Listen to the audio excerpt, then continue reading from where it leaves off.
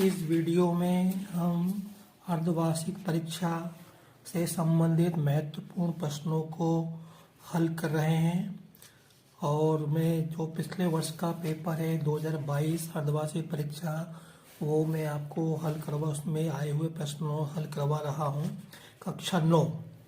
तो अपन स्टार्ट करते हैं। रैखिक बहुपद की घात कितनी होती है? 1 होती है। तो देखो ये जो लिखे हैं ये सब रैखिक बहुपद है। इसकी घात कितनी? 1। चर क्या है? x। तो ये सब रैखिक बहुपद है। तो रैखिक बहुपद की घात कितनी? 1 होती है।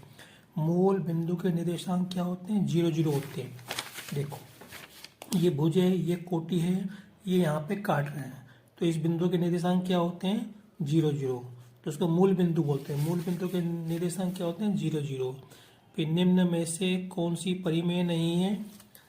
तो इसमें कौन सी संख्या परिमेय नहीं है? तो देखो ये तो 15 के बराबर होगा, ये 7 के बराबर है, ये आवर्त दशमलव है।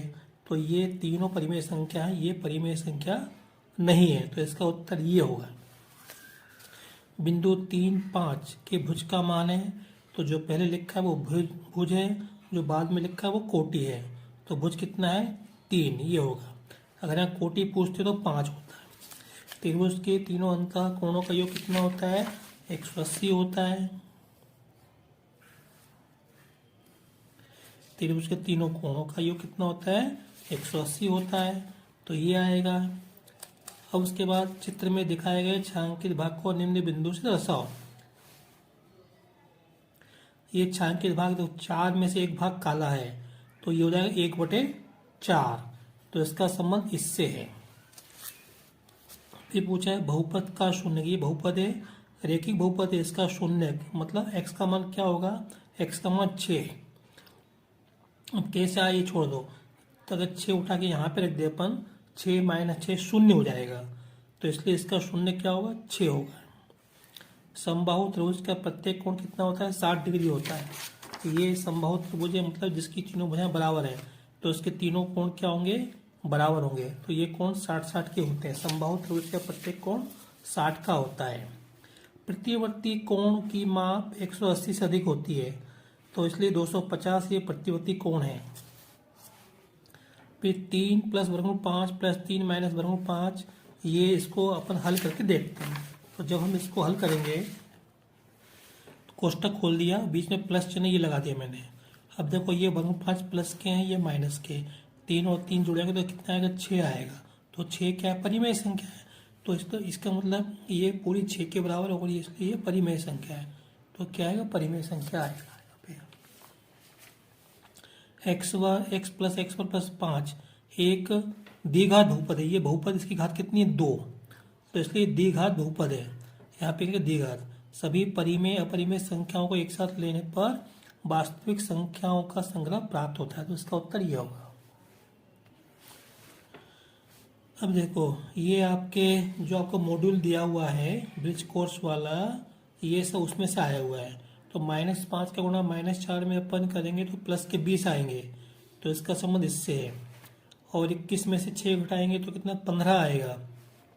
इसका संबंध इससे है यहाँ पे। फिर 1/2 और 1/2 को जोड़ेंगे, आधा प्लस आधा कितना होगा? 1 होगा। तो इसका संबंध f से है। तो 2/5 किसके बराबर हो गए? 0.4 के बराबर। 2 में 5 का भाग देंगे तो 0.4 आएगा।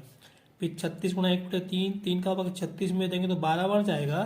12 का गुणा 1 में करें तो 12 आएगा। तो इसका संबंध इससे होगा।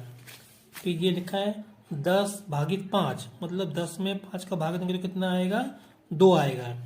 अब ये देखो एक वाक्य में शब्द, तो इसमें इनको अपन जोड़ेंगे, इसको जोड़ेंगे तो ये प्लस माइनस का ये प्लस का तो कट जाएंगे। तो क्या बचेगा? 2 - 5। 2 - 5 क्या हो जाएगा? -3। तो इसका उत्तर कितना आएगा? -3। तो हमको एक शब्द में लिखना है, लेकिन हमको हल करके देखना पड़ेगा ना। हल कैसे करेंगे? देखो मैं आपको मैंने कहा 2 - 2 वर्गमूल 5 और यहाँ पे लिखा -5 + 2 वर्गमूल 5।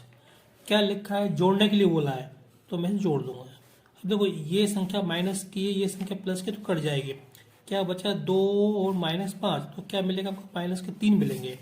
ठीक है, इसी प्रकार x प्लस 3 बराबर 5 है, तो x का मान क्या होगा, तो हमको ये लिखा है x प्लस 3 बराबर 5, इस 3 को उधर ले जाओ तो 5 माइनस 3 हो जाएगा यहाँ पे,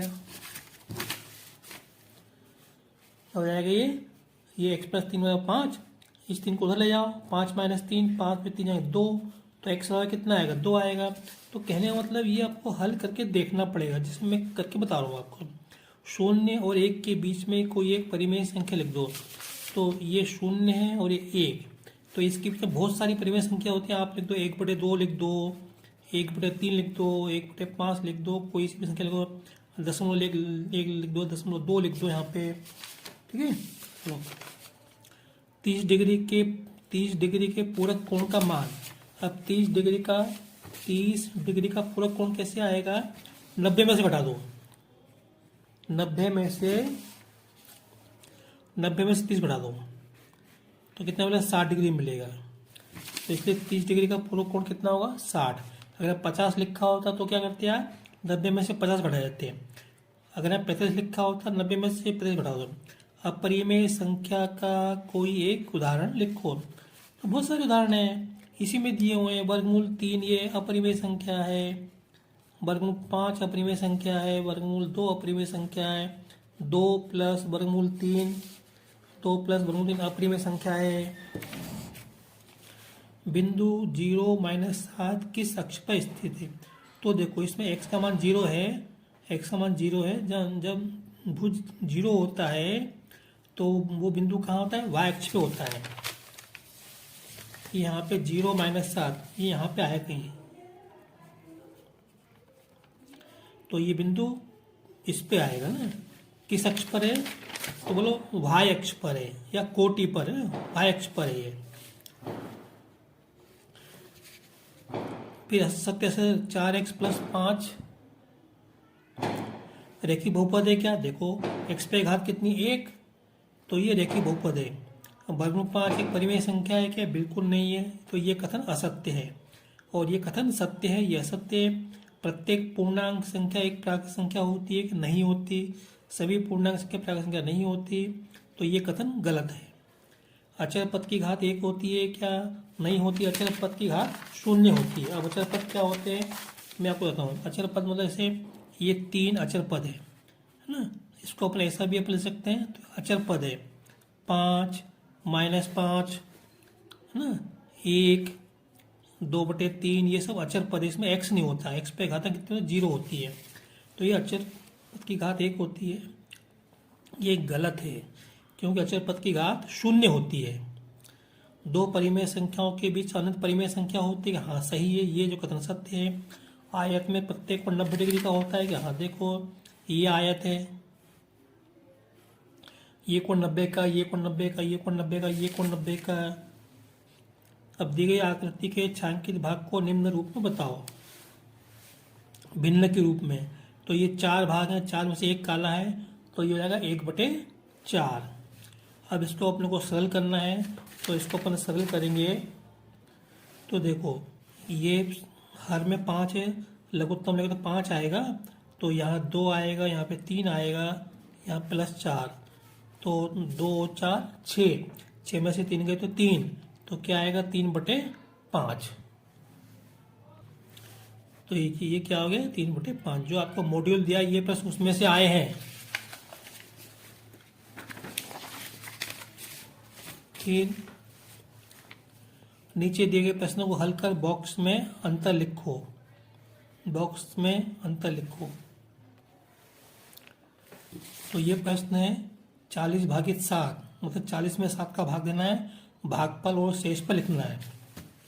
तो देखो 7 का पढ़ा पढ़ो, ये 40 से आगे नहीं जाए, तो 7 पंचे 35, घटाएंगे तो 5 बचेगा, तो भागफल कितना हो गया 5, शेषफल कितना हो गया 5। तो ये हमको करके बताना है, हल करना है, हल करके बताना है, तो ये से बताना पड़ेगा हमको। तो ये भागफल 5 आएगा और शेषफल 5 आएगा, इसको सरल करना है। तो इसको सरल करना है, तो इसका मतलब क्या है 8/6, यहाँ गुणा हो जाएगा, भाग है ना, गुणा हो जाएगा और ये 12/16 हो जाएगा। ये 16/12 लिखा है तो 12/16। अब देखो 6 कम 6, 6 दूनी 12, 8 एकम 8, 8 दूनी 16। अब क्या बचे 2 एकम 2, 2 एकम 2, 2/2, ये कट जाएगा 1 आएगा। तो इसका उत्तर कितना आएगा 1 आएगा। फिर दी गई आकृति में 2/3 भाग को छायांकित करो। अब इसमें आकृति तो दी नहीं है, आकृति होनी चाहिए थी, तो अपन एक आकृति बना लो कि 3 भाग बना लो। इसमें मैं रहता हूँ, कुछ बनाओ 3 भाग, 1 2 3, ठीक है। अब इसमें से 2 भाग काले कर दो, ये 2 भाग कर दिए, 3 में से 2 काले कर दो, तो ये 2/3 को बता रहा है, दर्शा रहा है। अब 1 दर्जन केले का मूल्य 72 रुपये है, तो 5 किलो का मूल्य कितना है? 1 दर्जन केले मतलब 12 किलो का मूल्य 72 रुपये। 12 किलो का मूल्य 72 रुपये, तो 1 केले का मूल्य कितना होगा 72/12। और कुल कितने केले? 5 किलो का मूल्य कितना होगा 72/12 गुणा 5, तो 12 × 72 और 6 पंजे 6 गुणा 5, तो कितना आएगा 30 आएगा। तो 5 किलो का मूल्य कितना होगा 30 रुपये होगा। फिर देखो, अब ये तुम्हारा पुस्तक में से आया है, तो इन सवालों को छोड़ना नहीं। x = 1 पर इसका मान निकालना है, ये बहुपद का। क्या करेंगे हम, यहाँ पे जहाँ x दिख रहा है वहाँ 1 रख दो। ये हमको बहुपद दिया 3x² - 2x² + 5। देखो इसके अंदर कुछ मिस्टेक दिख रही है। यहाँ पे ये घातांक समान है, कहीं घातांक 3 होनी चाहिए थी इसके ऊपर किसी एक पे, लेकिन अपने को जो दिया अपन उसकी बात करते हैं। तो इसमें x का मान 1 रख दो। कहाँ पे रखोगे? 3 × 1 का वर्ग - 2 × 1 का वर्ग + 5। 1 का वर्ग 1 होता है, 1 का गुणा 3 में करेंगे तो 3 आएगा। 1 का वर्ग 1 होता है, 1 का गुणा 2 में करेंगे तो 2 आएगा, + 5। अब 5 और 3 8, 8 में 2 गए तो 6 बचेंगे, तो इसका मान कितना होगा 6 होगा। ये इस तरह से हम लोग करना पड़ेगा, ठीक है। अब ये देखो यहाँ पे इसको सरल करते हैं, इसका इसमें गुणा करना है। क्या लिखा है? सरल, इसका इसमें गुणा करना है, तो बहुत आसान है। देखो 6 वर्गमूल 5 गुणा 3 वर्गमूल 5, तो 6 का गुणा 3 से करो तो 18 आएगा, और वर्गमूल 5 का गुणा वर्गमूल 5 से करो तो कितना आएगा 5 आएगा। गुणा तो पहले से ही है, 18 × 5 = 90, तो इसका मान कितना हो गया 90।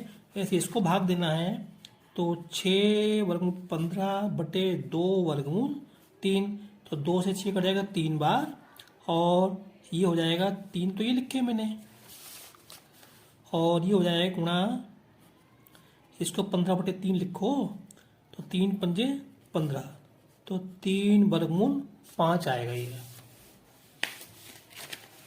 एक किसी त्रिभुज में 2 कोण 40 50, तो तीसरा कोण निकालना है। तो क्या करो, यहाँ पे इन दोनों को जोड़ के 180 में से घटा दो, ठीक है।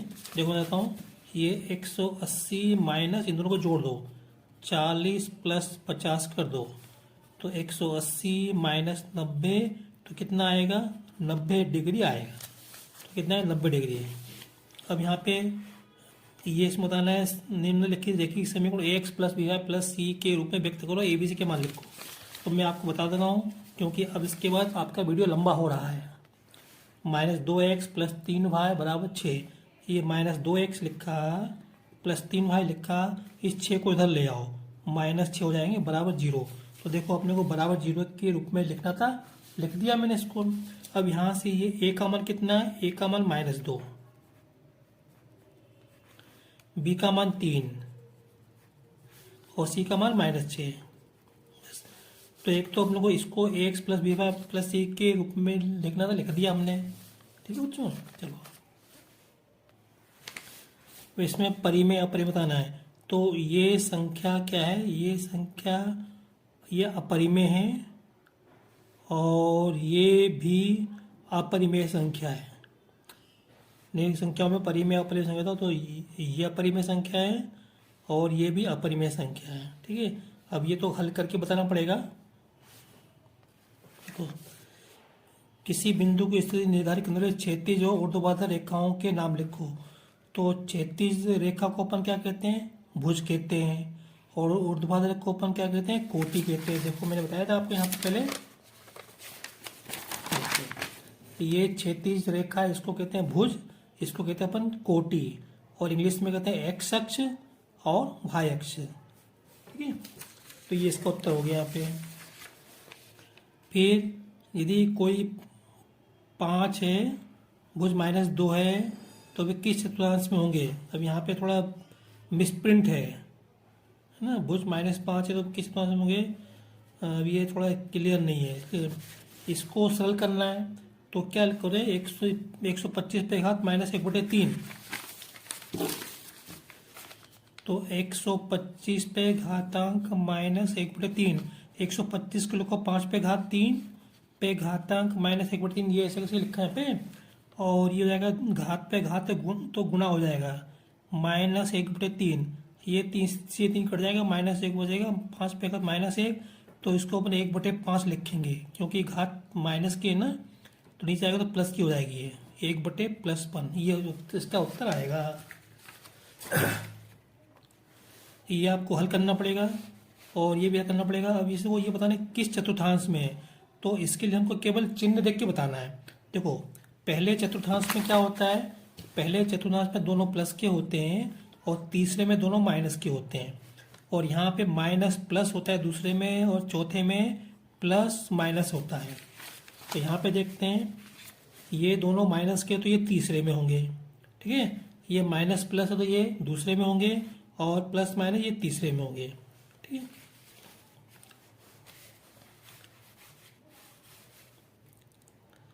अब बाकी वीडियो लंबा हो रहा है, बाकी के प्रश्न अपन अगले वीडियो में करेंगे। ठीक है, अगर आपको मेरा वीडियो पसंद आया हो तो लाइक करें, शेयर करें, सब्सक्राइब करें। Thank you.